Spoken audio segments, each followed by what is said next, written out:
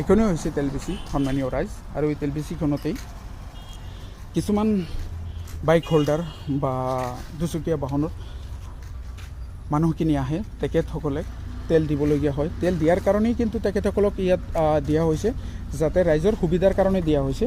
কিন্তু তাত যদি ৰাইজৰ সুবিধাৰ কাৰণে বহি পেলাই তেখেতসকলে অসন্মানিত হ'বলগীয়া হয়, তেখেতসকলক জোৰ জুলুম কৰা হয়, এইটো কিন্তু উচিত নহয়। গতিকে আমি প্ৰশাসনক সন্মান কৰোঁ। প্ৰশাসনৰ যিখিনি গাইডলাইন আছে সেইখিনি আমি মানি চলাটো আমাৰ কৰ্তব্য। গতিকে আপোনালোকে সকলোৱে হেলমেট লগাই আহি তেল ল'বলৈ আহিব, অন্যথা আপোনালোকক তেল দিয়া নহ'ব। আৰু যদি আপোনালোকে মিছবিহেভ কৰে, তেলবেচিত আহি পেলাই যদি আপোনালোকে জোৰ জবস্তি কৰে, তেতিয়াহ'লে CCTVৰ ফুটেজৰ দ্বাৰা আপোনালোকৰ ওপৰত প্ৰশাসনৰ তৰফৰ পৰা বিহিত ব্যৱস্থা লোৱা হ'ব বুলি তেল কৰ্তৃপক্ষৰ অনাৰসকলৰ পৰা জনা গৈছে বা তেখেতসকলে জনাই দিয়া হৈছে। মই ভিডিঅ'ৰ মাধ্যমেদি আমাৰ বৰপুখুৰী ৰাইজক জনাই দিছোঁ, যাতে সকলোৱে এই কথাটো অৱগত হয়। ধন্যবাদ।